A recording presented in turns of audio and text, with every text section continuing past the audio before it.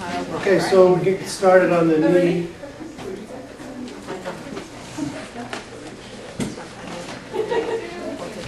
So has anybody ever had any knee injuries in the class? Chances are somebody has at some point. Yeah. Do you have any you need to have surgery or no? No.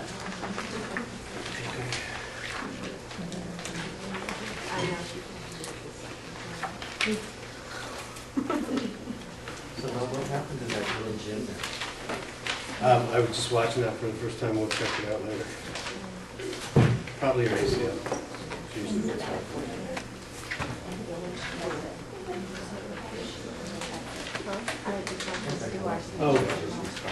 We can pass these around. This is going to come up later. I noticed there was a couple things that got left out of the notes.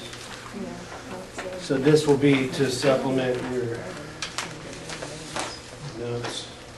On one side it shows what page that it goes in under the conditions, and then on the other side it has a couple of special tests that if there's any extras, just pass it back up to the front.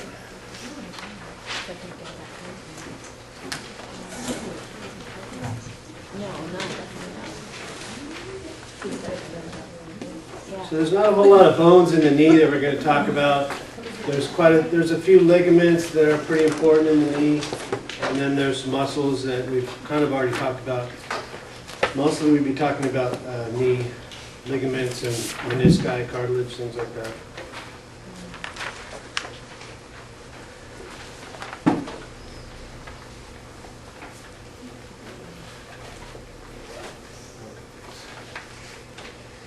So as we're talking about the knee, I'll pass this one around. You can see some of the ligaments in here.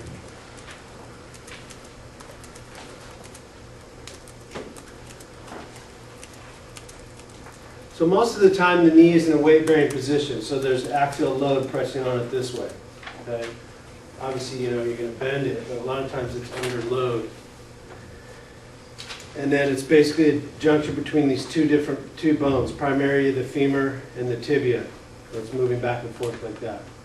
The fibula is involved a little bit, not so much though. So it has to have two different things. It has to have stability, and also at the same time has to have mobility so that the knee can move. What gives it the stability is the bony surface is kind of shallow, so it's not like when we talked about the hip where you have a nice deep socket joint that makes it stable. What's going to make it stable is the menisci adds a little bit of a lip where these femoral condyles fit into, you can see in here. So that adds a little bit of stability. And then also you have the ligaments and the joint capsule that surrounds it. And then so while it's moving, the ligaments and the menisci will give it stability while it's static. But when it's moving, then you have muscles that help to add to the stability of the knee. So then the bones we have is, everybody knows what this one is, right? Femur. And then on there you're going to have these big femoral condyles. And then here you have the tibia. And then there's significant things on that. You have this tibial tuberosity on the front. And then you have these intercondylar eminences where it's kind of covered up in here, but that's where the cruciate ligaments attach. They're little bony spikes that stick up that the ligaments attach to. And then you have the fibula. And then, of course, we have the patella here. In this case, the patella is almost actually more like contractile tissue rather than it is bone per se, because it's inside of the tendon. So it's more of a contractile tissue thing. And so then the patella, it's a sesamoid bone, which is, like I said, inside of the patella. And then it slides into this groove, into the condyles of the femur. Most of the time it's in contact with the femur rather than the tibia. And it has the thickest layer of cartilage of any of the bones in the body.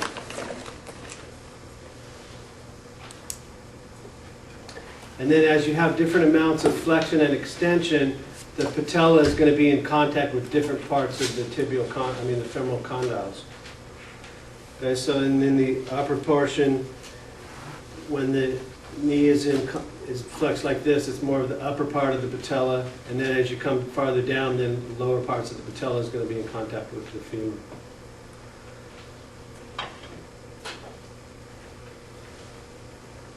So then the main joint of the knee is the tibiofemoral joint. So it's between the tibia and the femur. And then inside of that, it's almost like there's two separate joints. You have the two different condyles and the two menisci. And then its primary motion is a hinge joint like this, but it's a modified hinge because as it moves forward and contacts different parts of the tibia, the femur, as it bends back and forth like that, instead of just a straight hinge like that. So there's some sliding on it. And then, like I mentioned, you have the intercondylar notch on the tibia, which is where the ligaments attach. And then around that, you have the joint capsule. Now, part of that capsule is some of the ligaments, or there's also called the patelloretinaculum, which is kind of continuous with the tendon here. But basically, there's a capsule that surrounds all around the knee. And we'll talk more about that later. Then you have the upper or the proximal tibiofibular joint. And that can become involved when you have spraining the ankle and such, because as you can see, it's continuous with this joint here. So this is the distal or the inferior tibiofemoral joint, tibiofibular joint, and then this is the upper tibiofibular joint. And then, like it says in the notes, there's not a whole lot of movement that occurs here, but it kind of works together with the upper and the lower joint. Because when you have movement at this one, most likely you're going to have movement here.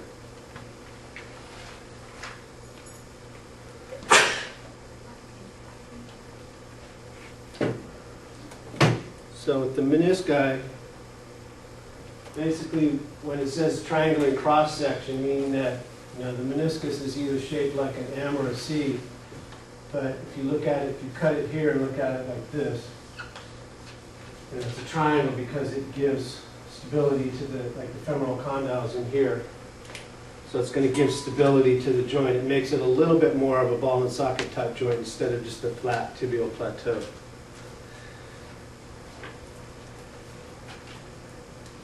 And then the medial one is shaped more like a C, and the lateral one is shaped more like an O. So if you just remember MCLO.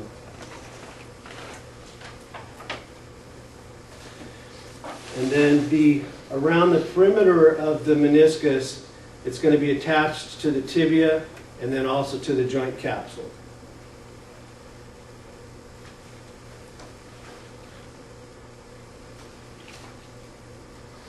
And then the two different horns at the ends of these, those are also attached to the bone.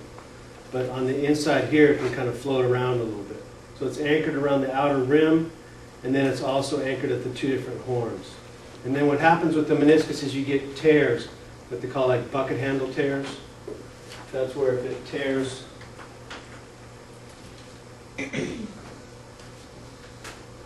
you get a tear, so then this piece comes off, and that's like a bucket handle.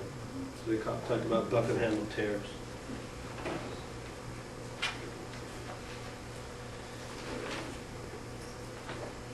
So the inner 2/3 of the menisci are avascular, because remember the outer edge is where it's attached to the bone and to the capsule, and that's where it's going to get its arterial supply. And then when the knee flexes, they glide posteriorly and then anteriorly during extension. So the menisci move a little bit when the knee bends back and forth. And then there's what's called the screw home mechanism, is as the knee extends fully, there's some rotation that occurs in the knee as it locks, and we'll be talking more about that later. And then the menisci, basically, they're going to provide lubrication and give more smooth movement and stabilize the knee joint. And then they're also discs again, so they're going to be like shock absorbers too. So just like in the discs in the low back, we have the menisci in the knee that are going to act as shock absorbers. And then menisci themselves are not really pain sensitive. So when you tear the meniscus, it's not the meniscus itself that's giving you pain. You'll get more likely some locking and things like that. But you can tear some of the other structures at the same time that will arise with pain.